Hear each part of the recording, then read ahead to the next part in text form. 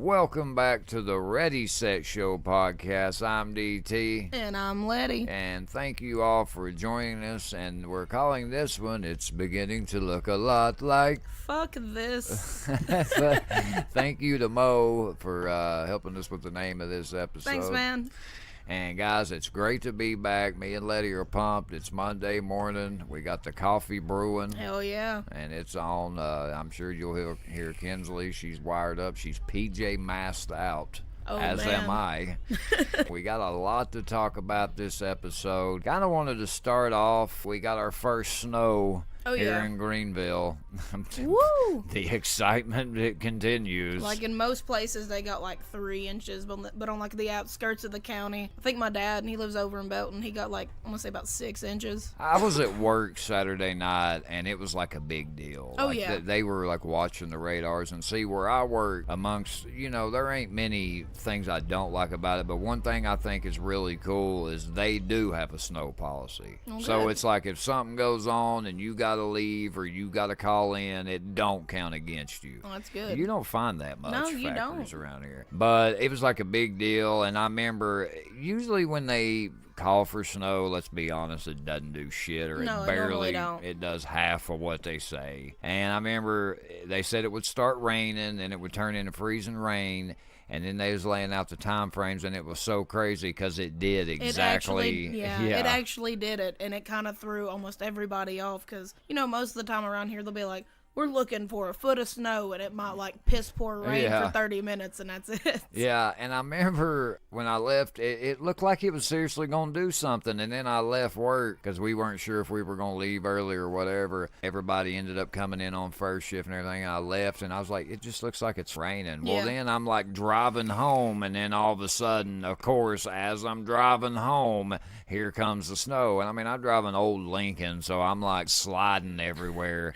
And I mean, I was actually nervous, dude. Oh, like, yeah. am I going to make it? Oh, yeah. Yeah, whenever I had to get out driving yesterday, I mean, the roads were clear, but you still always got the dumbasses who were just like, just out going slower and shit, like 20 under the fucking speed limit over a little puddle of water that's right in front of them. Yeah, I mean, it's crazy, and my car was bad about it, but it was cool that it started snowing again this morning. It's just cool to get a little snow. I like when it snows, and especially, I kind of hope it snows on Christmas. I think that's always like a big deal with people. I mean, a nice white Christmas, but most of the time here it'll snow like the week before, and then it'll be like 80 degrees on Christmas. It's like 80 on Christmas. It's like, what the fuck? I'm in shorts on Christmas. Yeah, dude. The weather has been insane, and it's funny to hear people say, it's the end of the world, oh God. You're just like, well, it's got to end one day.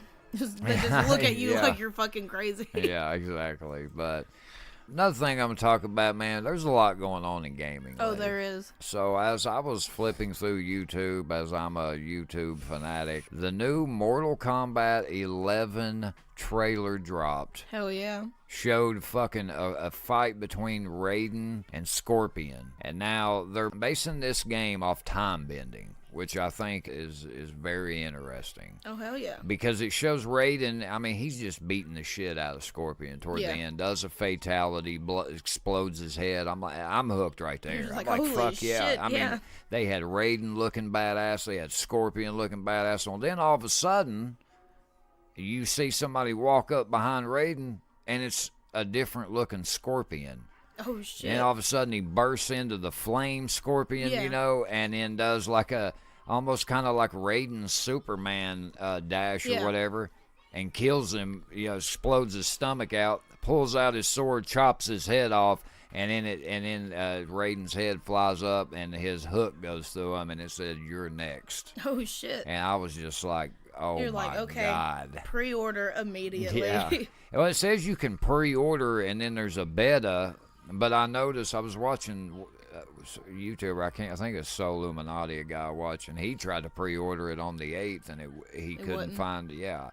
So I don't know, but and that's a game my fiance will actually play. She loves Mortal Kombat. I've been a Mortal Kombat fan. I used to go to Food City, play in the motherfucking arcade. Oh, you remember? But I love it. And Fortnite Season 7, I got to talk Fortnite, Letty. I kind of, was on a Madden 19 kick, kind of shied away from Fortnite. And I'm going to tell you something, Letty. These son of a bitches at Epic Games they're like the primitive vapor of vaping for us. They've got like the magic formula of gaming. Like usually a game, it'll get badass like we were talking before the show. It'll have that peak, and then you'll just see it decline like we were saying PUBG. It'll just fade away, and even Call of Duty. Yeah, Call of Duty's kind of like that anymore. And Fortnite, man, I'm going to tell you why I think they're so successful, though. Why every update, every week, every season, they just get better and better. I'm going to tell you the number one reason why I think, because they listen to the community. They do. That's what I truly believe, because there's a lot of things, they'll even throw characters in the game that if a lot of people on Reddit like an idea, a character, whatever it may be, they'll throw it in the game. I mean, how many games do you know that really do that? Not many, honestly. Many. Yeah. I kind of been wearing out Season 7. The Battle Pass is dope this year. They just released OG, as they call it, Christmas skins. Of course, I'd already spent my V-Bucks. That sucked. But what you been playing on, Letty? I've been playing, a little bit of Red Dead Redemption 2 here and there. Playing the hell out of some Spyro. But past weekend, I don't know what it was, but I went on, a nice old school kick. Yeah. Played the fuck out of some Grand Theft Auto San Andreas yesterday. Classic. Oh, man, I was over at Moe's. I downloaded it on my PS3, and I was like, fuck it. I was like, y'all ain't watching anything. I'm going to play the game.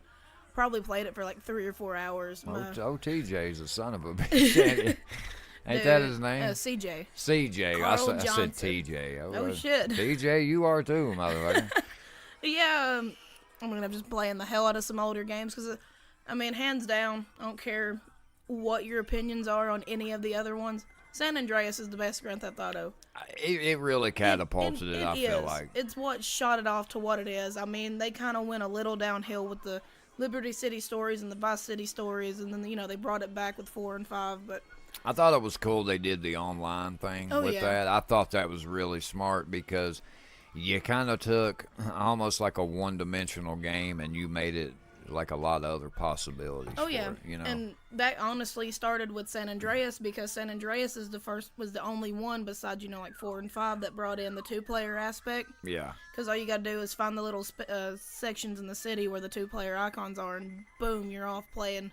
With me, it was me and my cousin and my brother. We'd always take turns playing it. Oh, my God. Just the memories and nostalgia from that game. I love gaming. I know a lot of people, motherfucker, you're 37. Why are you? I've just always loved gaming. It's an escape from reality, and if you find someone who loves the game as much as you do, it's an instant, let's fucking sit down and have a nice fucking session playing this damn game. I know, and it's like, it was weird because I went through this kick like, damn, man, should I maybe fucking, move on? Am I really too? But then I thought, come on, man. Is there really an age limit on gaming? Everybody games. I was even, because I was wanting to, Fortnite, you do find a lot of younger kids that play the game. And I was like, I'm going to go try to find some motherfuckers. I'm going to go on Facebook, see if I can find some people more my age. Man, there was people 50 years old playing 40s. So, I feel like gaming has just become such a big part of society and our culture and everything. I feel like it doesn't really have an age on it. No, it really don't. And one of the cutest things happened last week. I had my nanny, spend the night with me while I was house sitting for Mo. I walk in the living room. Ruby's sitting there with my nanny, trying to get her to play Spyro. Oh, that's cool. Playing Spyro. That's awesome. They were playing Crash Bandicoot together. And then they brought up the damn little Miss Pac-Man arcade game that I have on my PS4. Oh, wow. And my nanny's like, I can play this, Ruby. Yeah, and I know that. I know this. And, she's over there just playing the hell out of Pac-Man. You gotta love Pac-Man. Oh, man, yeah. And it's just like, it's great because Ruby's like, no, Nanny, you need to jump here. And she's like in the way of the TV this whole time. And Nanny's like, okay. She would die and try to hand off the controller. And Ruby'd be like, no, Nanny, it's your turn again. You got 2 more lives. Oh, that's cool. Yeah, that's why I like Fortnite, because Kinsley, she'll sit there and, she kind of lost the interest of it after a little while on Season 6, but Season 7, man, she loves airplanes, and now you can fly in airplanes now on Season 7, and like I said, man, it's just, Fortnite to me it has a gaming model that I don't know what gaming companies, but I don't care who you are, you got to be looking at what they're doing and go, we might need to do that because, I mean, they're getting deals. I don't give a damn if you're buying a cell phone, a tablet. They got a KFC deal now, a deal with the NFL. I mean, they're just going higher and higher. You don't see them falling off. I've heard people talking like it was dying, and I'm like, you're fucking retarded if you think that. But that was just kind of some stuff we wanted to start the show off talking about. But let us know, guys, if you're playing any games, if you watched the new Mortal Kombat 11 trailer, let us know what y'all thought about it. We'd love to hear it. Letty, who you shouting out this week? This week, I'm shouting out, as always, my beautiful daughter. I mean, she's off playing with Lily today over at the house. They didn't have school because of the snow, so she was excited about that, and Lily was too. Shout out to Ruby and Lily. Oh, yeah, two cutest little girls. And old Kenzinator over there, too. Oh, Kenzinator. Yeah, shout out to old Kenzinator. What keeps us humble and keeps us going. You dang right. My friends and family who listen to this, I appreciate y'all's support. Y'all have to listen to me bitch outside of this, and if y'all take an extra hour to listen to me bitch even more, I appreciate it. DT, I gotta thank you. I mean, making podcasts fucking greatness over here, damn man. Right. I gotta appreciate all you listeners, I mean, without y'all, we wouldn't have this. I mean, we do it for fun, and if y'all just get a nice laugh out of it, it makes our day. DT, who you shouting out? I got to shout out, as always, my family. They keep me going in a crazy world filled with crazy-ass people. Hell yeah. This time of year, man, with the holidays, and then you got your bills on top of that and all this crazy shit with the snow coming in. It can be a hectic time, and your family will always keep you grounded, and it's important for us to remember that, and I know some people have issues with family, as we're probably getting ready to dive into here a little later, but always remember, man, work shit out. Life's too short. You know what I'm saying? I gotta thank Letty, man. She's dealt with a lot here lately, and she's soldiered on. Even came over here in the snow, which I think our roads are actually okay. Yeah, most of the roads are good. They're just really wet, not in a good way. Yeah, not in a good way. Yeah, not in a good way. But yeah, thank you to Letty for all her hard work and everything she does in the show. You got to thank Drama Bryant, man. She's also been dealing with a lot, man. We really haven't talked to her at all, and Drama, we still got you back. We still love you. We hope everything's all right. And guys, I always say this every show: if you got a small business, if you're just starting up a business, or if you've got a business and you feel like you're getting overcharged, if you head on over to socialpoint24.com, Drama Bryant, great packages. She has fair prices. She will build you great websites, create backlinks for your business so that you can get your name out there. And she runs a blog to kind of keep all her customers in the loop, as she likes to develop just a personal relationship with her customers.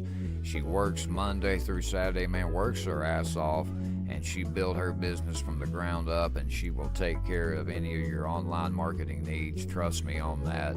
She is a very hard worker. She is. If you need to speak with her further, hit her up at her Gmail at socialpoint24mail@gmail.com. And as always, we thank you, Drama. Got to thank Kellen Keller, the man that inspired me to do this podcast. And last but not least, you listeners, we really appreciate you guys, man. I mean, like I said, we don't have a shit ton of listeners right now, and that's fine, man. Those of y'all that have been here and support the show, that's all we need. We really appreciate you guys and, all your support, helping us get our name out there. Thank you. All right, Letty, on to same bullshit, different day. Oh, man. And as much as we would like to talk about Tekashi 6ix9ine, which we were originally going to do, until this popped up, Letty hit them off. All right, so in May, as for the past 8 years, they have had a festival called Carolina Rebellion. Badass name. It's always been held at Charlotte Motor Speedway. Well, they got rid of it. This year, it's the Epicenter Festival, and it's in Rockingham, North Carolina. It's from May 10th, 11th, and 12th. Now, the lineup, I was talking to DT before the show, and I was like, man, the lineup comes out the 10th. What's today's date? Noticed it was the 10th. Immediately jumped up on there, and they have one hell of a lineup for you. Holy shit. I'm going to read off just the Friday lineup for you right now.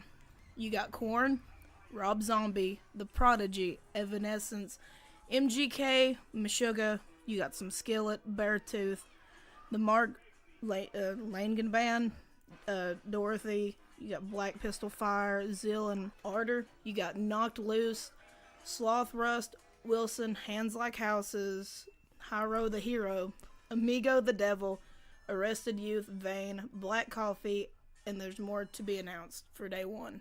Saturday, you got Tool, Judas Priest, The Cult, Bush, Black Label Society, Circa Survive, Yellow Wolf, Motionless in White, The Damn Things, Starset, Grandson, Bad Flower, Memphis May Fire, Issues, High on Fire, Wage War, Grobot, Siler, Counterfeit, Pretty Vicious, Schweipes, Dirty Money, Alien Weaponry, and Hyde. On Sunday, you got Foo Fighters, Bring Me the Horizon, 311, Live, Mastodon, Killswitch Engage, Architects. You got Tom Morello, Fever 333, Rain Wolf, Youngblood, The Glorious Sons. Okay, I don't know how to pronounce it. It says Ho 9909. I don't know. That's probably horror. I'm guessing it's horror, but they got some nines in that shit. While She Sleeps, Basement, Scarlord, I'm guessing that's what it is. Movement, Teenage Wrist, DeMob Happy, Boston Manor, Cleopatra, and Dirty Nil. Wow, Letty. Wow. Fucking Tool. Tool, guys. Holy shit. Tool is playing. Now, here's the question. Does this mean a Tool album is coming, or did they just hop on the festival? Is this breadcrumbs to the 8-year-long awaited album? I don't know, Letty, but I'm going to tell you guys this. What we're going to do right now, we're going to start with you, Letty. I want you, let's start Sunday, pick your bands, then I'll pick mine. Then we'll go to Saturday, you pick yours, I'll pick mine, and you get the gist. All right, start with Sunday. Starting out with Sunday. All right, I'd like to see Foo Fighters, Bring Me the Horizon, of course. Love me some Mastodon. Killswitch Engage is on that list too. And the rest of them, I mean, Tom Morello would be cool to see. Yeah. The rest of them, I don't really know that much about them, or I've never heard of them. You don't know 311? I've heard of them. Wow, but Letty, I've not really checked them out that much. Oh my, change a lot of then some. You don't know Down? Yeah, I know that. Yeah, Down. Damn, dude. Yeah, that's like, yeah. Okay. 311's like OG, dude. They've been around for like probably as long as Korn, and I would Foo Fighters. Yeah, I probably would. This was one big day. I wouldn't probably go to. I don't know. I do like old Foo Fighters. Fuck it, we'll say yeah. Bring Me the Horizon. Fuck yeah. 311, yeah. Live. Now, is this Lightning Crashes? Is that's that live, That's right? the only thing I could think of, but I'm not 100%. Then I'm going. I love that Hell song. Yeah. And what was that other one? I Alone. Yeah, dude. Yeah, I'm going to that. Mastodon, I got to be honest, not a big fan. I like Mastodon's guitars. That's about it. They got some real good guitars. Yes. Killswitch Engage, yeah. I'm not familiar with Architects. Tom Morello, you know me, I'm a huge Tom Morello fan. I would check out the bands I haven't heard of because I always like discovering bands I don't know, so yeah. But those are the main ones. All right, on to Saturday. Saturday. Tool, of course, hands down. Would you go to Tool? I mean, I would go to fucking Tool. Yeah. I'd probably check out Judas Priest and the Cult, depending on the show times. Bush, probably to see where they're at. Probably, of course, Yellow Wolf, no matter what. Yeah. Motionless in White and Issues, I've seen them both live. They're both amazing, so I'd want to listen to them again. I've heard of Pretty Vicious. I'd probably go check them out. And Memphis Mayfire. Yeah, I would go definitely Tool 100 friggin' Yeah. I mean, you would probably have to just go skip a couple shows and stand in there. Yeah, that's literally the first stage you'd go to. Yeah, exactly. You would just go there and stay there till they played. I just never was a big Judas Priest fan. No disrespect toward them. I just didn't get into them. The Cult, I would check out the Cult. I was a huge Bush fan when I was younger. Definitely check them out. Black Label Society, I like Zakk Wylde's guitarist, but am I a huge fan of them? No, but I would go. Yeah. Circa Survive, now I'm sort of familiar with them. I'd check them out. Yellow Wolf, hell yeah. Motionless in White, yeah, and Memphis May Fire, and Issues actually is not. They're a pretty good band. They are. So yeah, that's who I check out. All right, Friday. Of course, I'm gonna be watching Korn and Rob Zombie. Who the fuck wouldn't? Yeah. I mean, I'd check out The Prodigy. Evanescence is a must. Because, I mean, yep. Amy Lee, who the fuck could turn seeing her live. I'd check out Meshuggah. Depending on, I might go swing by and see some Skillet. I like Beartooth, and well, this has got to be one stage. Let's hope it is. Because they would say, well, they're on this stage. Yeah. Wow. Beartooth. I've listened to a little bit of Dorothy, and they're not really that bad, so I'd want to see what they are live. And I'd probably check out Hands Like Houses, because I've listened to them, and they're good. Yeah, I would agree with all those. Definitely wouldn't see Machine. Even before the beef with Eminem, I wasn't a fan of Machine Gun Kelly. He's got some real good songs, but compared to this, I mean, if he had to go up against anybody else, if I was fighting Showtimes, I'd go see the other band no matter what. I don't know. I just feel like it really... He took a risk doing this Eminem beef, because now I feel like people are going to go, oh, I got to remain. You're going to get those hardcore people. I got to remain loyal to Eminem. So fuck. I just feel like that was stupid of him. I like Skillet. I've been a huge fan of theirs for a while. I love Evanescence, even though one time this guy told me that only gay people listen to, like, or women. Dude. Yeah, that's what he told me. I swear to God, that's what this guy said. Their song "Going Under" is probably my favorite song by them, hands down. "Going Under" is just so amazing, and I mean, they did songs with Seether and shit. So, well, they dated. Amy Lee and him dated. I love "My Immortal." Oh yeah, that is a beautiful the rock song. version. Yes. Yeah, I love it. So yeah, Rob Zombie for sure, Korn for sure, The Prodigy, Feel the Pressure. Yeah, I would go, dude. Yeah, just because it's so cool.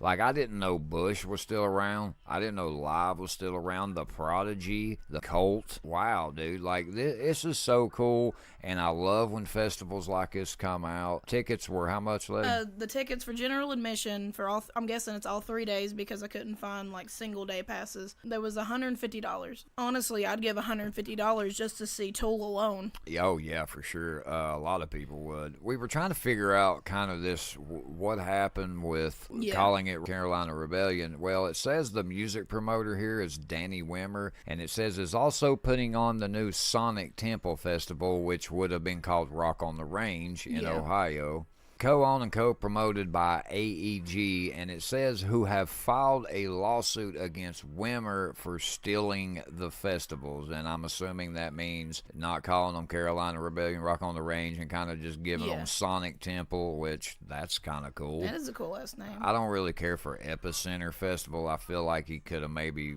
went a different direction with that. Hell, I agree with Rockingham Festival more than Epicenter. Guys, this is going to be one hell of a festival. Now again, this is May 10th through the 12th of 2019, and I'm going to go ahead and just probably say that when these tickets, we're not exactly sure when they're releasing the tickets for sale. I'm assuming it's probably going to be end of this month, first of next month, if I had to guess.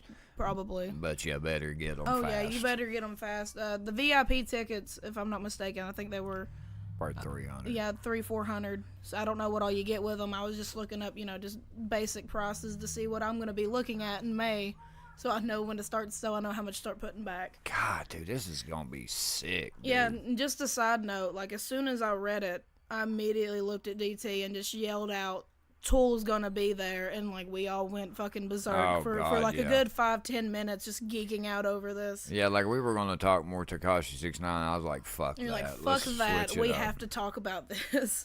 Yeah, dude, this is going to be a great festival, guys. Let us know who you would like to see in this 3-day lineup here. We would love to hear your guys, who y'all would like to listen to. But Lette, the diss tracks on YouTube, they keep getting better and better, and I think we have reached the mountaintop with this one. I'll let you listen to it before the show. Yeah. Guys, so you heard us briefly talk about Deji last week, which is the YouTuber KSI's brother. He goes by Comedy Shorts Gamer, and they've apparently had some issues. It all started with that podcast. KSI called out YouTube rappers. Quedeca put out a diss track on KSI. A few other guys did. KSI fires back with Aries. I guess he's calling himself the God of War.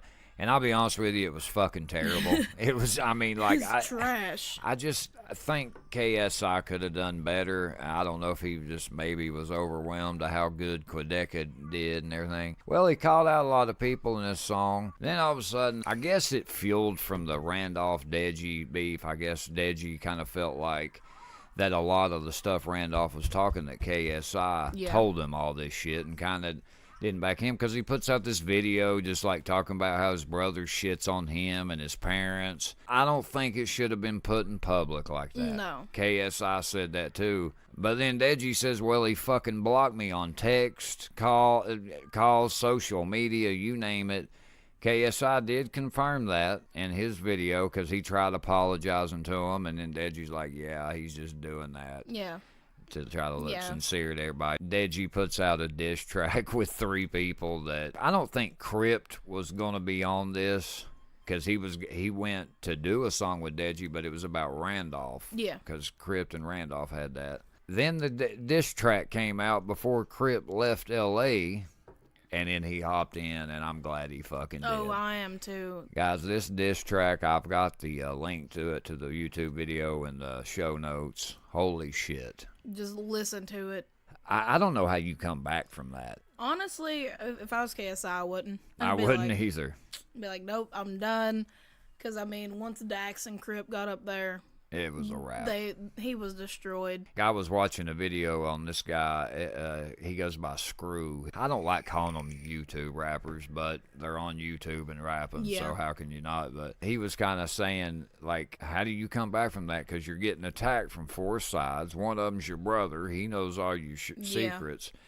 And just the intellect, like Crip's part had, what Dax was saying, I mean, it's like you're just overwhelmed. I mean, you are. Who do you attack first?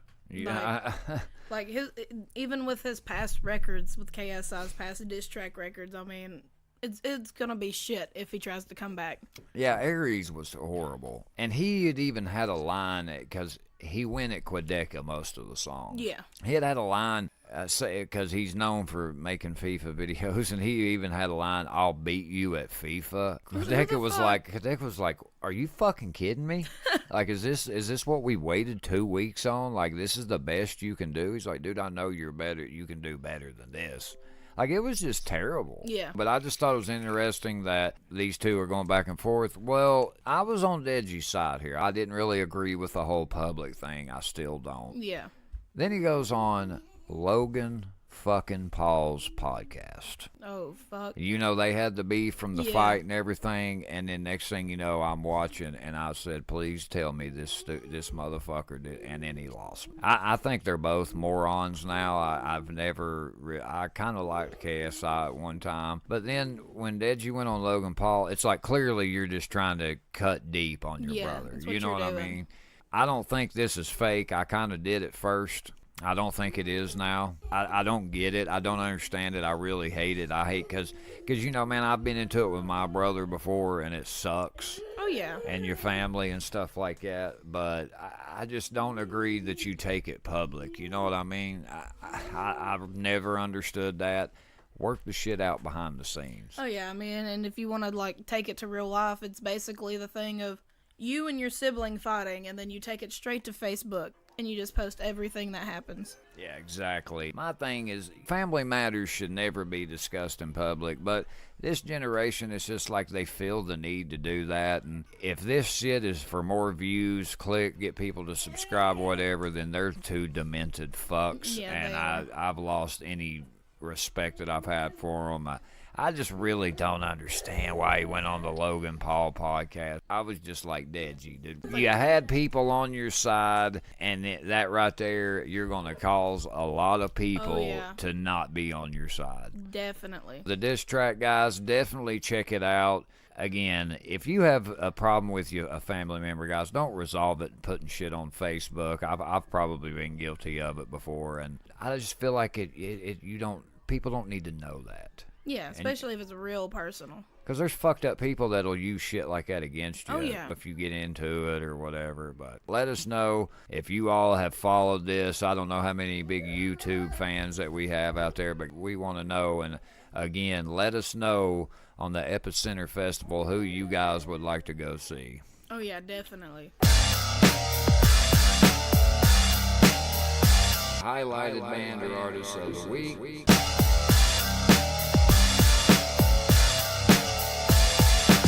Lette, who are you listening to this week? This week, to keep my heavy metal December going, I got you a really great and amazing band. I mean, this is what really brought me onto metal, and that's Slipknot. Hell yeah. They're an amazing band. I mean, they're still going for over 20 years. A little bit about them. Slipknot is an American heavy metal band from Des Moines, Iowa. The band was founded in 95 by percussionist Sean Crahan, drummer Joey Jordison, and bassist Paul Gray. After several lineup changes in its early years, the band finally settled on 9 members for more than a decade. Okay, I was in a band, and I know DT was. Just having 4 or 5 is hard to keep up with. Jesus, Imagine yes. having fucking 9 people. Yeah, the first thing I heard about Slipknot, my buddy was like, he had saw them live, I think in like 99, and he was like, man, I think I talked about this before, he said their music just sounds like it blends together, and they got too many people in their band. No, like the way they do their percussions, I think it's genius. Yeah. The lineup for that decade was Sean Crahan, Joey Jordison, Paul Gray, Corey Taylor, Mick Thompson, Jim Root, Craig Jones, Sid Wilson, and Chris Fain. Unfortunately, Gray passed away in May 24th of 2010. R.I.P. It was a sad moment. Like, I remember a chick I went to school with, she actually came to school crying because Slipknot was her top band. She found out, Gray. Oh, yeah. Yeah, she found out Gray had passed away, and she was in tears. It broke her heart for a few days because, her first thought was, I'm never going to get another album. Yeah. Thankfully, they ended up, they didn't replace. They had somebody, step in. Yeah, step in, because saying replace to Paul Gray, it's kind of, hurts me to say that. But you have guitarist Donnie Steele, and then Joey ended up leaving the band in 2013. And, everybody was hurt by that because that's one of the founding members. You had 2 of the 3 founding members just gone. Yeah, I mean, they're still awesome, They're but still great. It did take a piece. It did. Now you got Alessandro Ventrella on bass and Jay Weinberg on drums. This band, I mean, if you love heavy metal, if you don't know who they are and you love heavy metal, where have you been? Yeah. 3 songs I got for you. The first one is The Blister Exists. It is hands down my favorite song on their Volume 3 Subliminal Verses album. It's just a great way, and it's the second track, so it was an amazing way to set the tone for that whole damn album. The second one I got for you is actually a soundtrack album. It was off their Iowa album, but it was used in the Resident Evil motion picture soundtrack. It's called My Plague. That was one of the earlier songs by them that I actually watched the video to, and I thought the video was so badass that it stuck with me. Yeah. And then the last song I got for you, it's Out Loft. It's their new single they just released, I want to say about a month ago, and I've wore this song out. It's a great way to, say what the, direction of the new album they're going to be working on is going. It's going back, I guess you could say, more to like the way their first album was, and it was so heavy, and I loved it. And just Out Loft is an all-around good song. I mean, if you love Slipknot from their first album, even to their latest album, the Gray Chapters, I mean, it's just a good combination of what all they've done.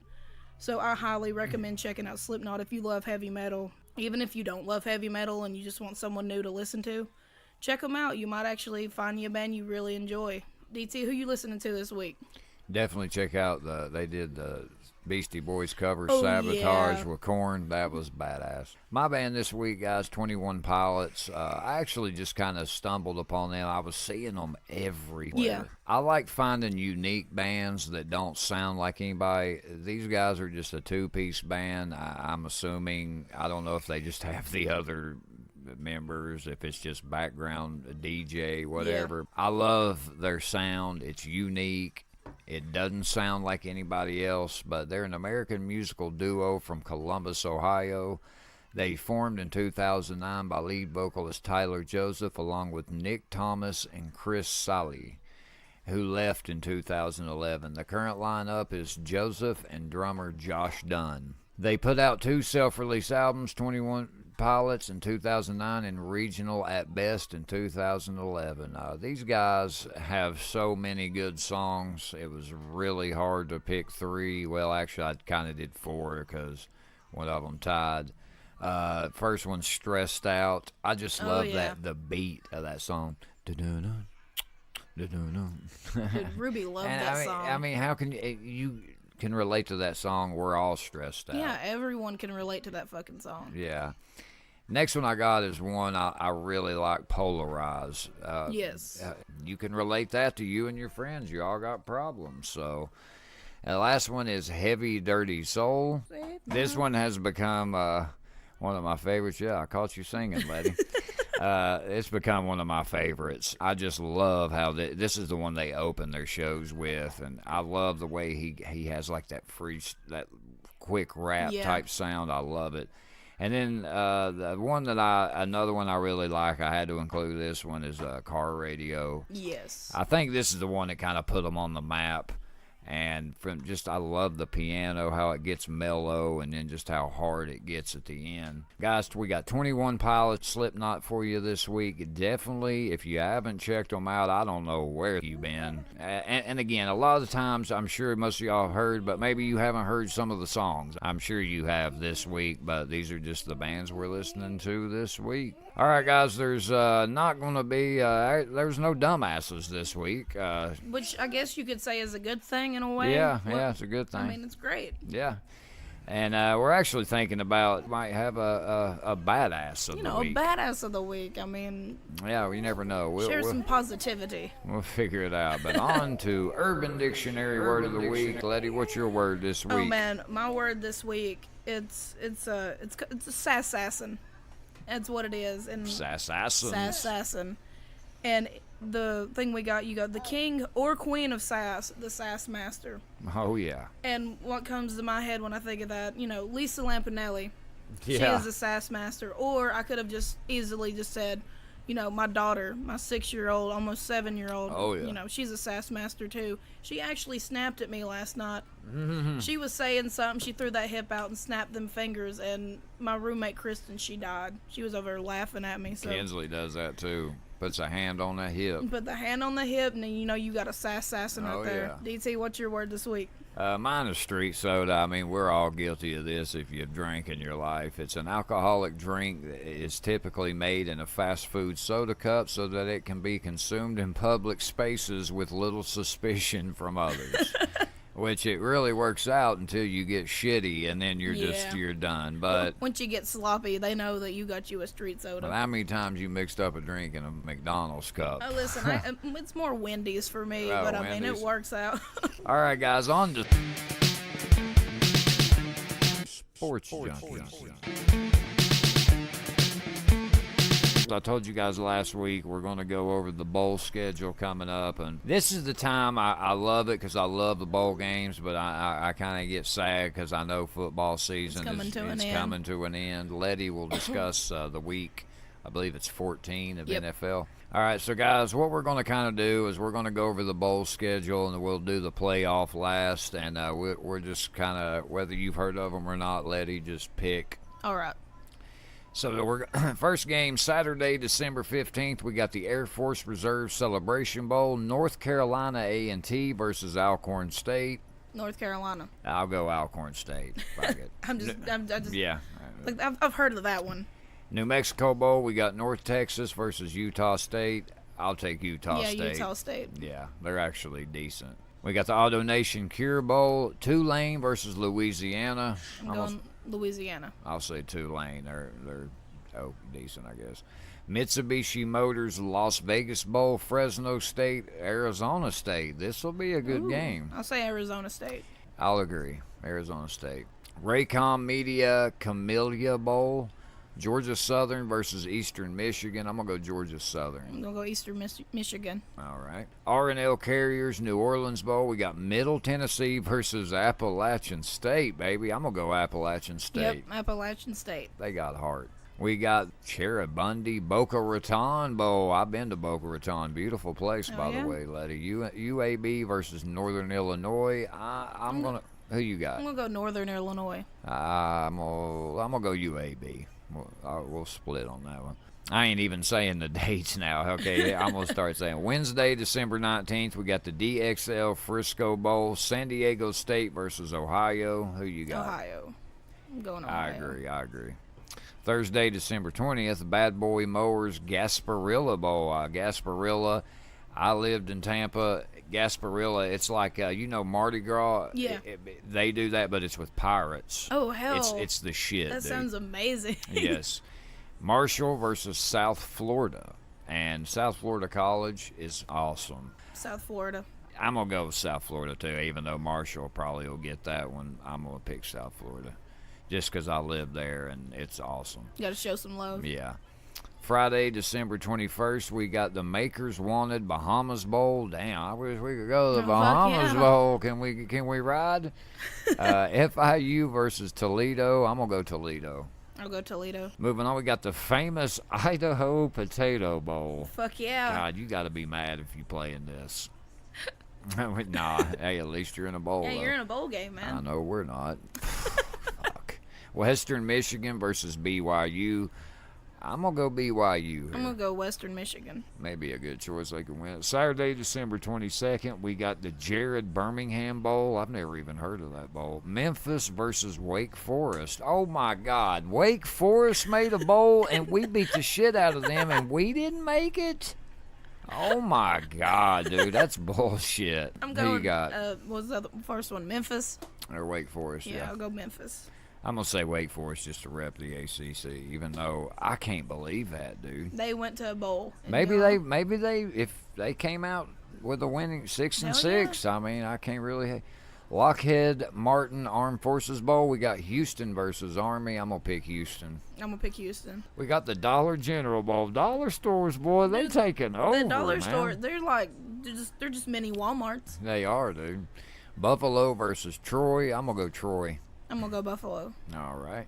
We got the Sophie Hawaii Bowl. If I'm saying that right, I'm probably not. Louisiana Tech versus Hawaii. I'm going to go Hawaii. Yeah, Hawaii. Wednesday, December 26th, we got the Surf Pro First Responder Bowl. Boston College versus Boise State. Another team we beat and still didn't make it to a bowl. I got to go Boise State here. Boise State, yeah. Even though I should rep Boston College, I'm gonna go Boston College. I gotta stay with the ACC. I can't do that actually. Quick Lane Bowl, Minnesota versus Georgia Tech, another ACC team. I'm gonna pick Georgia Tech. Yeah, Georgia Tech. Cheez-It Bowl. I love me some Cheez-Its. Yeah, damn cheese. I like cheese nips, but hey, it's all good. They're all good. Yeah. California versus TCU. I gotta go TCU. TCU. Thursday, December 27th, we got the Walk-Ons Independence Bowl, Temple versus Duke. I got to go Duke, ACC. Yep, Duke. New Era Pinstripe Bowl, we got those pieces of shit in Miami versus Wisconsin, and though I hate them, they're in the ACC. I got to go Miami. I'm going to go Wisconsin. Academy Sports and Outdoors Texas Bowl, we got Baylor versus Vanderbilt. Vanderbilt look good. I'm going to pick Vanderbilt here. I'm going to go with Baylor. Okay.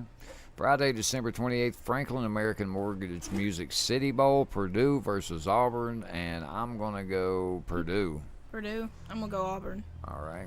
Camping World Bowl, we got West Virginia versus Syracuse. I'm going to pick, I got to go Syracuse, ACC. Valero Alamo Bowl, we got Iowa State versus Washington State. We're getting into the good games now. I got to go Washington State. Yeah, Washington State. Saturday, December 29th, here we go, baby. The Chick-fil-A Peach Bowl. Number 10, Florida versus number 7, Michigan. And I'm going to pick Michigan here. Yeah, I'd say Michigan. Because fuck Florida. Belk Bowl, South Carolina versus Virginia. I'm going to go Virginia, ACC, baby. Virginia. Damn, we got a lot of ACC teams in except for mine. Ain't that a bitch? The Nova Home Loans Arizona Bowl, we got Arkansas State versus Nevada, and I'm going to go Arkansas State. I am too. All right, on to the fucking playoff, Letty. The nitty-gritty, mama got big titty. We got a few more actually down below this, but we'll go ahead and pick it. Fuck it. Number 2, Clemson versus number 3, Notre Dame. Who you picking? I'm gonna say Clemson. Same here. Yep, Clemson's gonna bring it. Then we got number 1, Alabama versus number 4, Oklahoma. Alabama's gonna win, but damn it, I'm gonna give fucking Yes. Oklahoma. Go on. Oklahoma. Beat the fuck out You of know what, them. though? You know what? If Oklahoma pulls that win off, that will be one of the hugest upsets. It will be amazing. Wow. What it will be fucking amazing. I think what it's going to come down to is this. If Oklahoma scores a lot on Alabama's defense, it's either going to be Alabama just dominates them, which is more than likely going to happen. I hope it doesn't. The only way I see Oklahoma winning this is if it's a shootout. And Yeah. they just so happen to score either the last time, in overtime or the, end of the game. Yeah. All right, Monday, December 31st, the Military Bowl presented by Northrop Grumman. Cincinnati versus Virginia Tech. We got Mo's team. I'm gonna go. I'm going Cincinnati. I wish I could. Virginia Tech is important. They're in the ACC, unfortunately, so I gotta pick them. Sorry, Mo. We got this, Mo. All right, Hyundai Sun Bowl. We got Stanford versus Pittsburgh. Stanford. I gotta go I'm with Pittsburgh. Stanford. I gotta go Pittsburgh. They're in the ACC. Red Box Bowl, we got Michigan State versus Oregon. That's an interesting game. I'm man. picking Michigan State. Yeah, I'm gonna go with them too. AutoZone Liberty Bowl, 3:45. Oh, I think all these are all these? Yeah, all these are on Monday, December 31st. So this one's at 3:45. The Liberty Bowl, Missouri versus Oklahoma State. I'm gonna go Oklahoma State. Yeah, Oklahoma State. All right, San Diego County Credit Union Holiday Bowl. Wow, could they throw any more names than Damn. that? Northwestern versus Utah. I'm going to pick Utah. Yeah, Utah. Tax Slayer Gator Bowl. NC State versus Texas A&M. I got to go NC State. Yep. Yeah. Fuck Texas A&M. Tuesday, January 1st, Outback Bowl. We got Mississippi State versus Iowa. Interesting. I'm gonna go Iowa. I'm going to go Mississippi State on that one. All right, we got VRBO Citrus Bowl, Kentucky versus Penn State. That's going to be an interesting game. I think Kentucky. No, I'm going to pick Penn Yeah, State. Penn State. All right, here we go. PlayStation to the Fiesta Bowl, baby. Drama's number 11 LSU Tigers versus number 8 UCF, who has claimed to be the champions of college football, though they have not even got anywhere near. They are undefeated, though. They have not been beaten 2 years. Damn.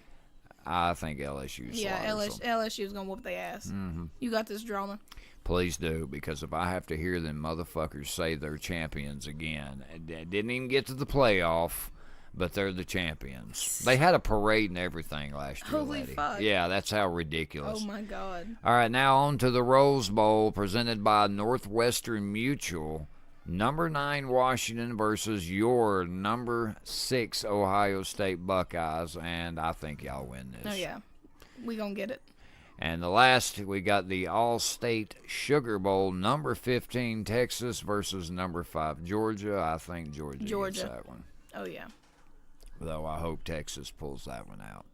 All right, guys, if any of your teams are in a bowl game, let us know which bowl, and let us know if you guys want to jump in and give us your picks. Let us know. Letty, week 14 in the NFL. Oh, man, week 14, and we're going to start it out with, if you're a Titans fan, you've seen that they stomped the Jaguars 30-9. Damn. The Titans are on fucking fire, dude. You had the Browns versus the Panthers. The Browns beat them 26-20. Ravens versus the Chiefs. Chiefs got them 27-24. They had the Colts beating the Texans 24-21. The Dolphins beat the Patriots 34-33. Damn, the Patriots ain't doing too good. Dude, Finally. I know, right? You had the Giants beating the Redskins 40-16.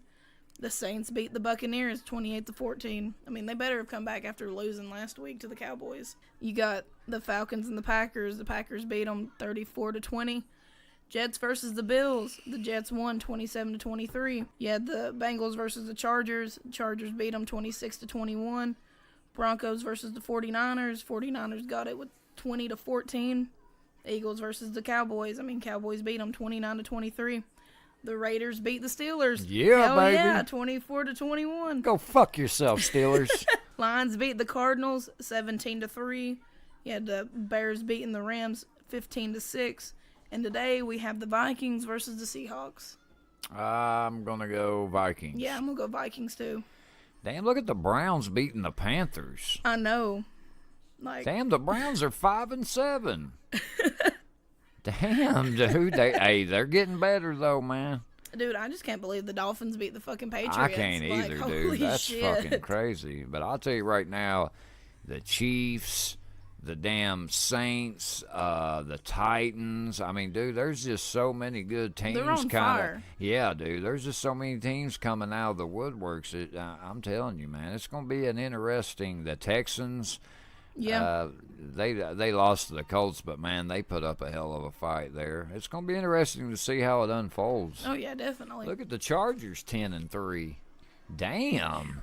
I want some new teams to be in the fucking Super Bowl. Somebody we don't expect, yeah. like the Chargers versus the Titans or some shit. Dude, Titans make it to the Super Bowl, I'll probably shit myself. Or your Cowboys, they have they're a strong doing good. possibility. You know, just somebody different, man. All right, guys. Now we are heading on to story time. Today, guys, we got one for you. This one's called Laughing Jack. Lette picked this one. It's about reading time is about 8 minutes. So, we're going to go ahead and dive right in this one. Everyone has a story to tell. Here's ours. Laughing Jack. It was a nice summer day. My 5-year-old son James was playing outside in the backyard of our suburban home. James has always been a quiet boy. He plays by himself mostly. He never had many friends, but he had always had a wild imagination. I was in the kitchen feeding our dog Fido when I heard what sounded like James talking to someone in the backyard. I'm not sure who it was he could be talking to. Could he have finally made a friend? Being a single mom, it's hard for me to always keep an eye on my son, so I decided to go outside and check on him. When I went into the backyard, I was a bit confused because James was the only person back there. Was he talking to himself? I could have sworn I heard another voice. James, it's time to come inside, I called out to him. He came inside and I sat down at the kitchen table. It was about lunchtime, so I decided to make him a turkey sandwich. James, who were you talking to out there? I asked. James looked up for a moment. I was playing with my new friend, he said, smiling. I poured him some milk and continued to pry as any good mother would. Does your friend have a name? Why didn't you ask him to have lunch with us? I asked. James stared at me for a moment before replying. His name is Laughing Jack. I was a bit taken back by what he had said.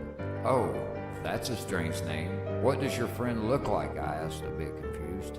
He's a clown. He has long hair and a big swirly cone nose. He's got long arms and baggy pants with stripy socks, and he always smiles. I realized my son was talking about an imaginary friend. I suppose it was normal for kids his age to have imaginary friends, especially when he has no real kids to play with. It's probably just a phase. The rest of the day I went by per usual, and it was starting to get late, so I put James to bed. I tucked him in, gave him a kiss, and made sure to turn on his nightlight before I closed the door. I was pretty tired myself, so I decided to go to bed. Not long after, I had an awful nightmare. It was dark. I was in some kind of rundown amusement park. I was scared, running through an endless field of empty tents, broken down rides, and abandoned game huts. The whole place had a horrible look to it.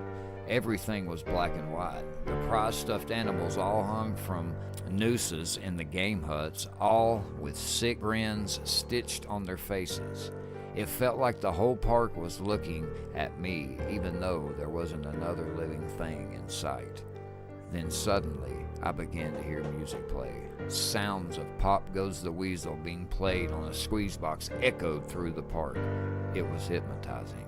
I followed its tune to the circus tent, almost in a trance, unable to stop my legs from moving forward. It was pitch black. The only light came from a single spotlight shining on the center of the big top. As I walked toward the light, the music slowed down. I found myself singing along, unable to stop. All along the mulberry bush, the monkey chased the weasel. The monkey thought 'twas all in fun. The music stopped right before its climax, and suddenly the lights shot on. The intensity of the lights was practically blinding. All I could see was a small dark silhouette shuffle towards me. Then another one appeared, and another, and another. There were dozens of them, all coming toward me. I couldn't move. My legs were frozen. All I could do was watch as the haunting figures drew nearer. As they got closer, I could see they were children. As I looked at each one, I noticed they were all horribly disfigured and mutilated. Some had cuts all over their body, and others were severely burnt, and others were missing limbs, even eyes. The children enveloped me, clawing at my flesh, dragging me to the ground and tearing inside me. As the children tore me apart and I faded away, all I could hear was laughter. Horrible, awful, evil laugh. I woke up the next morning in a cold sweat. After taking a few deep breaths, I looked over and saw that a few of James's action figures were positioned facing me on the top of my nightstand. I sighed. James had probably woken up early and put these here. I gathered up the toys and made my way to James's room. However, when I opened the door, James was sound asleep. I just shrugged and placed the toys back in his toy box and headed out to the living room. A little while later, James woke up and I made him his breakfast. He was quiet and seemed a bit groggy. Perhaps he didn't sleep well either. I decided to ask him about the toys. "James, honey, did you put the toys in Mommy's room this morning?" His eyes shot up at me for a moment and then quickly glanced back down at his cereal. Laughing Jack. I rolled my eyes and responded, "Will you tell Laughing Jack to keep his toys in your room?" James nodded and finished up his breakfast, then decided to go play in the backyard.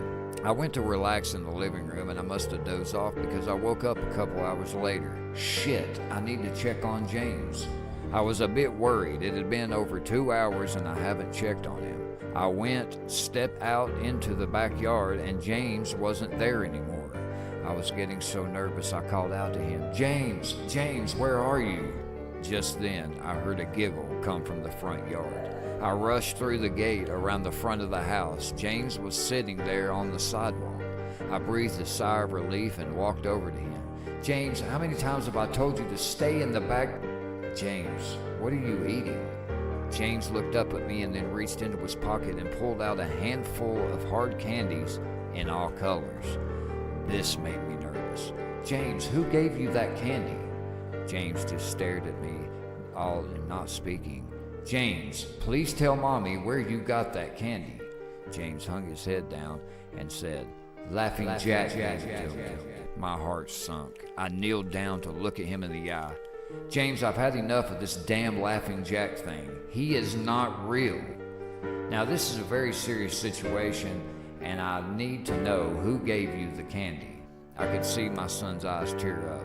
"But Mama, Laughing Jack did give me the candy." I closed my eyes and took a deep breath. James has never lied to me, but what he's telling me is impossible. I make him spit out the candy and throw the rest away. James appears to be fine. Maybe I'm just overreacting after all. He could have gotten it from Tom and Linda from next door or Mr. Walker down the street. Either way, I'm going to keep a closer eye on James. That night, I put James to bed as usual and decided to go to bed early myself. Suddenly, I was woken up by a loud bang coming from the kitchen. I sprung out of bed and hurried down the stairs. When I got to the kitchen, I was horrified.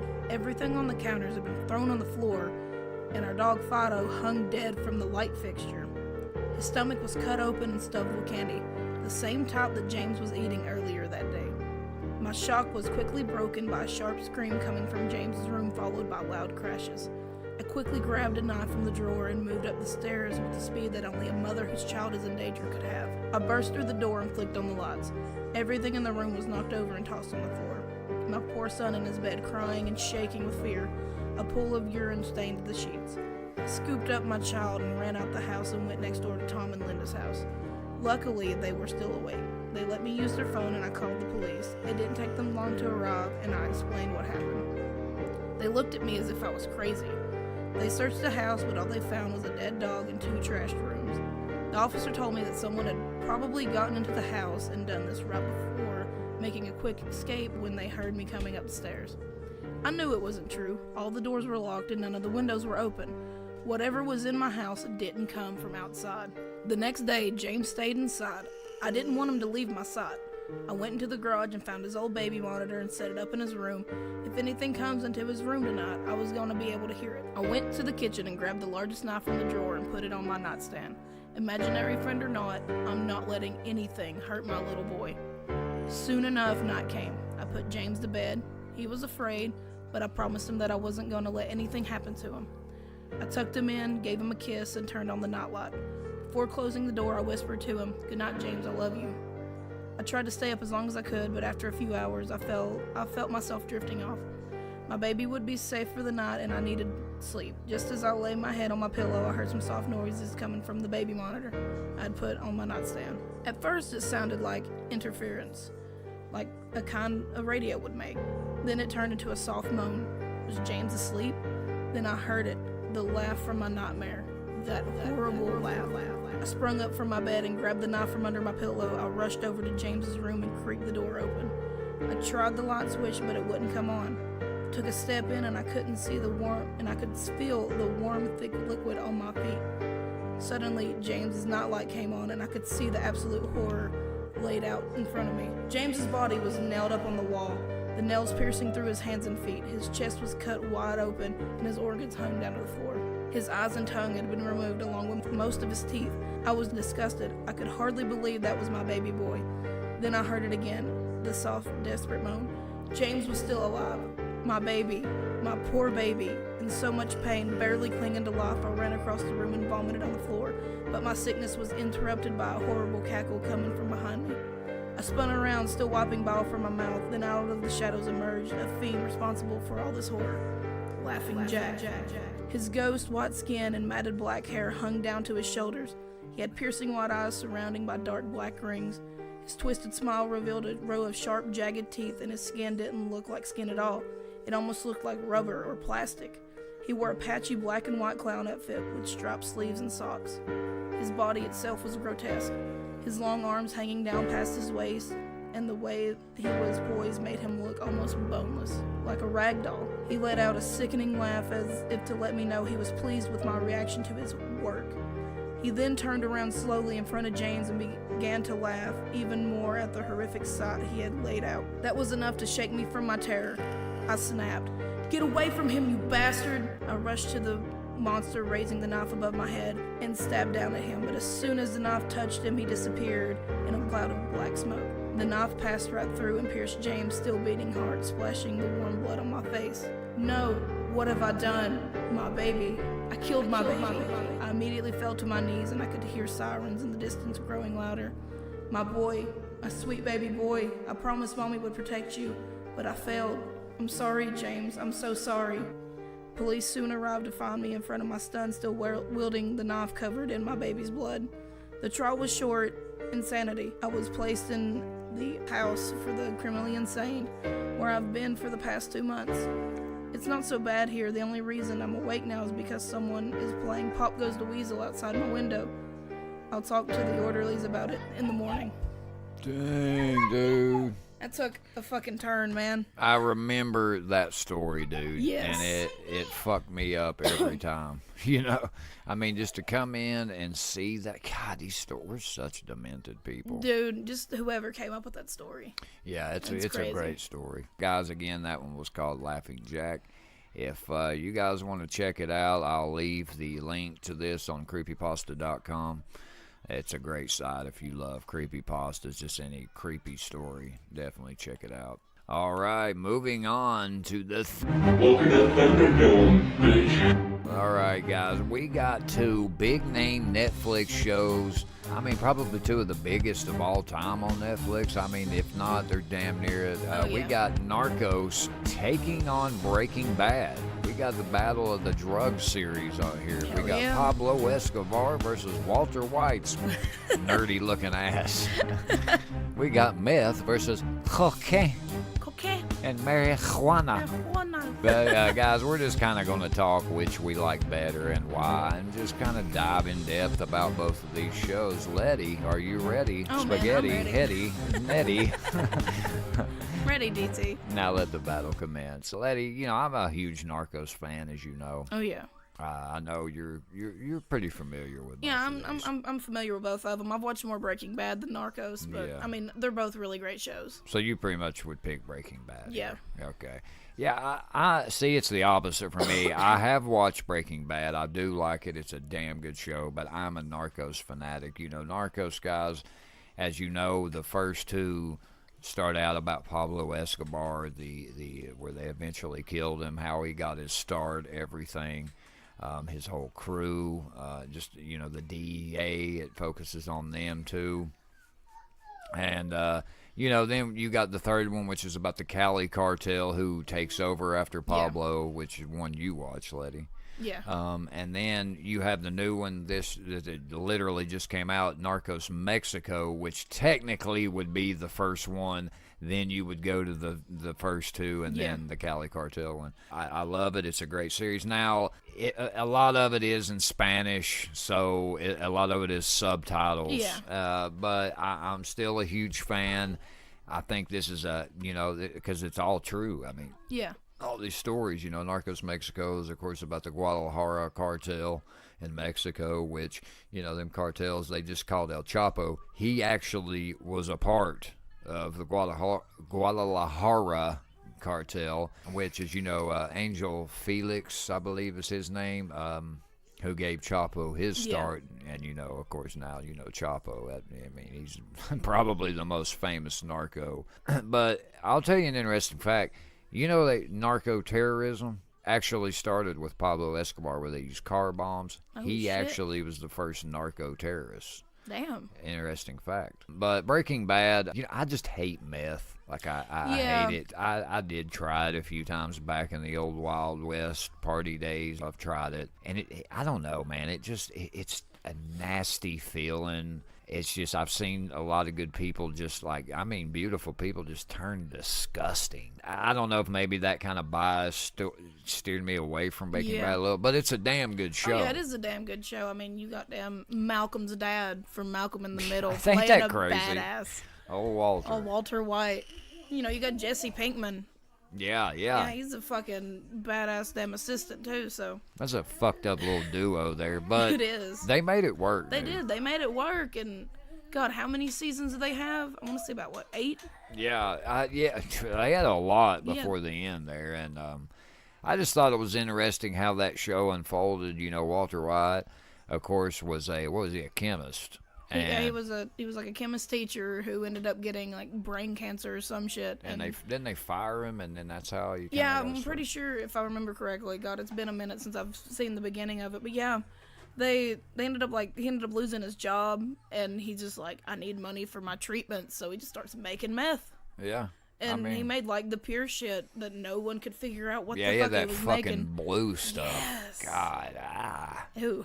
I mean, it was it was a good show. I mean, both of these are good. I mean, I don't know how you pick one. I've just gravitated toward Narcos. That's my favorite. Both of these are good. Both of these are based on, you know, true story. Well, no, I don't think. Breaking Bad might have been based off of somebody, but meth is a true story. Yeah, so, meth is a true story. You stay away from that story. Yeah, I mean, at the end of the day, I think a lot of people think these type of shows glorify it, but I think it's all about how you interpret the message. Yeah, it is. You know what I'm saying? Look, man, as somebody that's, you know, been a part of the drug eras, the drug game, whatever the hell you want to call it, there ain't really nothing to glorify. I mean, people lose their life. Oh, yeah, you know what I'm they saying? do. People die. People lose relationships. They lose. It destroys your life. Oh yeah, you just spiral out of control and everything goes downhill. Yeah, but I think what these shows, what I like about these two is it kind of shows you this is what could happen. Yeah. Yeah, you're going to get all this money. It's going to be badass, but eventually the DEA, whoever, they're going to come in. They're going to take all that shit you bought. You're not going to get to keep any of it. You're going to go to prison. Yep. Or some crazy fuck that wants to be in your spot is going to kill you. Yeah. Or you're going to go snitch on them and go witness protection where nobody ever will hear from you. Yep, and then you're gone. So, I mean, basically, just stay out of the drug game. Just watch the shit on Netflix. Yeah, I mean, I think they just show you this to kind of show you, hey, Yeah, you may think it's cool, you may think it's fun, but in the end, you don't win. No one wins. Yeah, you either turn into a junkie that you just don't have a life. And I was around the drug dealers and getting money, and at the end of the day, because it's like you had to start with like these guys. They got to start worrying about their own people. Oh yeah. I mean, if you don't keep feeding them that, and then they want more and more and more. And then if that call's made, hey, get rid of this, he's too flashy, whatever.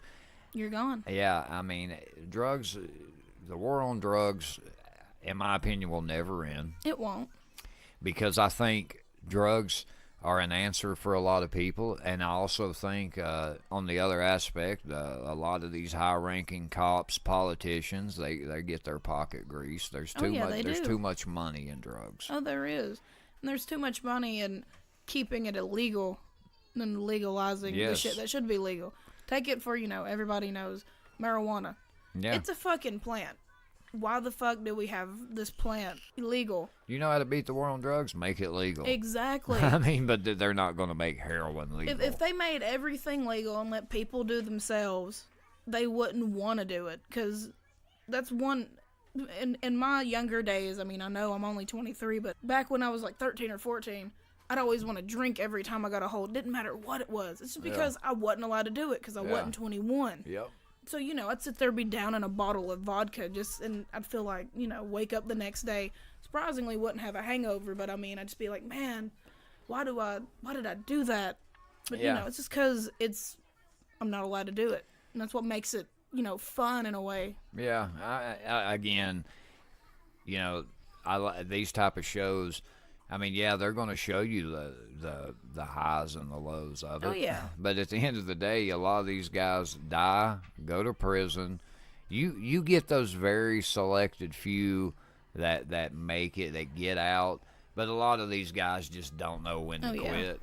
And for me, I mean, I don't know. I've never been a big high-level fucking drug dealer, but eventually you got to go, okay, this is good enough for me. I'm out. Oh, yeah. It just seems like you would get tired of it. Yeah. Because, I mean, you're sitting there, you got to get new customers. You got to make sure they're not sketchy and all that shit. And you're just like, can I trust them? No, not really. You got to make sure you pay the right people to keep the cops off your ass. If you don't pay them enough, And a lot of this, let's be honest, a lot of these guys are caught because they get told on, usually by somebody in their own crew, or they go do some dumb shit and die. But I don't know. I think these two shows just particularly show you, hey, man, this is what's going to happen. Yeah. You're going to start out, it's going to be all good. I know Narcos does a lot, but... like I said, look at Pablo Escobar. At one time, he was the Forbes 7th most richest man in the world, and he said, now look at him. He's laying dead on top of a rooftop. Yep. He was having to get around by hiding in trunks of cars to get around. Why the fuck would you want to live like that? Yeah, dude, I know. But guys, let us know which one you like, Breaking Bad or Narcos or both. Like I said, this one, I like both of them. It's hard. I just watch Narcos more. Yeah, same for me. Both of them's great shows. I've just seen Breaking Bad more than what I have Narcos. All right, guys, it's on to everybody's favorite time of the show. It has been one of them motherfucking days. I tell y'all, it has been one of them motherfucking days. Lette, are you ready to rant, man? I'm ready to fucking rant, DT. Lette, let's rant today about people that just take snow way too serious. This was way too serious. This was a Lette-inspired rant today, and I thought it was actually kind of funny. In light of the first snow this winter, we decided to rant about those who just go overboard when it's about the snow. Yeah. And, people that get out here on the roads and just act stupid and can risk, fucking other people's cars up or causing an accident or whatever. But we'll just kind of, dive into these types of people. Lette, let's have a rant. Oh, I'm ready. Let's have a rant. I don't know, man. Like, I see what you're saying. Like, I think it's funny, like, when they say it's going to snow. And, I mean, I get it. You want to be prepared, especially with food and stuff like that. Because you don't never know what it's going to do.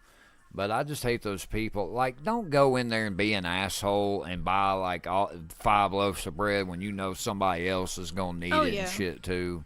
But I see what you're kind of saying on that. Like, we're not saying that that's a bad thing when you get prepared like that. But, I mean, and I don't know. I would want to kind of see, is this going to happen? I mean, I don't know if it'd be too late then, but... Yeah, that's my biggest thing because, I mean, over here in East Tennessee, we get snow. We get at least, 2 to 3 good snows a year, you'd say? Give or take, that. If we're lucky, we might get 3, but it snows at least once a year here. Enough to let schools out. Yeah. And every year, once you hear snow or you see, like, the lightest flurry and say you got to go to Walmart that night, chances are there's not going to be any milk left. Nothing. There's not going to be bread. None of your, like, main essential shit. And I'm just, there was memes always going around Facebook. It's like, what the fuck are y'all doing with milk and bread? Making fucking milk sandwiches? Because I swear those are, like, the only two things that are gone. Yeah. I just find it hilarious because whenever it does snow, most of the time, the highway department will salt the roads, and then, the bypass is always clear. But then you got the people who's on the back roads and shit, and I'm just You're just screwed, yeah. You're just fucked. Yeah, it's like, salt all of them. And, like me and you were talking about, like, I can't stand those people that get out and act stupid on the roads. Oh, yeah, especially during the daytime, like whenever people's out on the roads. I understand going to, like, a field or a parking lot or somewhere where no one's going to be at. Yeah. And, having you a little fun in the snow. Exactly. I mean, I did a donut yesterday, but it was in a rock parking lot. It was all graveled, so I mean, I didn't really get to do anything. I just went in a circle and that was it. Yeah. So I mean, no one was around. There wasn't anybody's lives was put in danger. But you get out there and you see people whipping it sideways. Yeah. Over a fucking curve that's been iced over, and then you got people in the oncoming lane. And they're sideways in that lane. Now, that's fucking stupid. It is. It's like, carry on, my wayward son. There'll be peace when... I'm sorry, I just and then they get my hit. head. And then yeah, that's an old Kansas song. Carry on, my wayward son. All right. God, I'm so weird. Just random shit pops in my head. But, yeah, man, people... Like, I can't stand... Like, a lot of these rednecks, it'll crack me up because... You'll get them any other time out here hauling ass, like with snow on the road, whatever. But by one day you be in like a hurry or something like that, and these motherfuckers will be driving like under the speed limit. Yeah. But they'll get out on these snow roads and fucking just haul ass and damn near put everybody's life at risk. I just can't stand that. Guys, when it snows, calm down. Think when you go in to buy your groceries, think of other people, man. Don't buy, buy enough that's going to last you. Like, prepare, you ain't going to be snowed in a few days tops. Yeah, at the most, you might be snowed in for 3 days at the most here. At the most. With the technology nowadays and all the resources, I don't even see you'd be that much, really. I think the most I've ever had to where, like, I couldn't get out and do anything was maybe... I don't know, a day or two. Yeah. Let's be honest. Don't be buying like 4 gallons of milk and fucking 5 loaves of bread, and you're gonna be home for a night. Like, yeah, exactly. What the fuck are you gonna have sandwiches for every fucking meal and just drink gallon upon gallon of milk in really. Fucking 24 hours? Yeah, space it out, man. Just think of everybody else. When you're out on the road, be safe. If you want to do a donut, dip off somewhere and do it. Don't do it with other people on the damn road, man. God, oh yeah, dude. Definitely. And or if you want to take it a little step, if you really adrenaline junkie, go do it at night when no one's on the fucking road. Yeah. At least then when you fuck your damn vehicle up, no one's gonna be around. Yeah, and hey, people with the salt trucks or tell them where to go, think of the fucking back roads too, you pricks. Dude, if they would salt most of the back roads, our schools wouldn't be out. But to an extent, yeah, they could salt them, but that doesn't necessarily mean. That's all I'm saying is keep them in consideration. It would be nice. And then you don't understand, yeah, they may not be out, but that just means your school year ends sooner. Yeah. A lot of the times while the school years around here, especially the county schools, are extended is because of the snow days. Oh, yeah, definitely. All right, guys, that's going to do it for episode 33. I'm telling Damn. you, it's beginning to look a lot like. Fuck this. Guys, we had a great episode as always. If you enjoy our podcast, please like, follow, and share us with all your family and friends. Go ahead and head on over like all our other social media pages. But real quick, the song you heard, was different from last week's. I've kind of just been reminiscent of my old band, 12 Gauge Heretics. Kind of Lette's cool with it. Hell yeah. That I one like was, it. yeah, that one was called Inside My Mind, another one of my favorites. But Lette, I think this was a great episode, man. Oh, I enjoyed it. Epicenter Festival, guys. Tool will be there. It's Tool going to will be be legendary. For episode 33 of the Ready Set Show podcast, I'm DT. And I'm Lette. And remember, if you can't say anything nice, We will gladly say it for you. we out. Peace. Deuces. Laughing Jack's coming.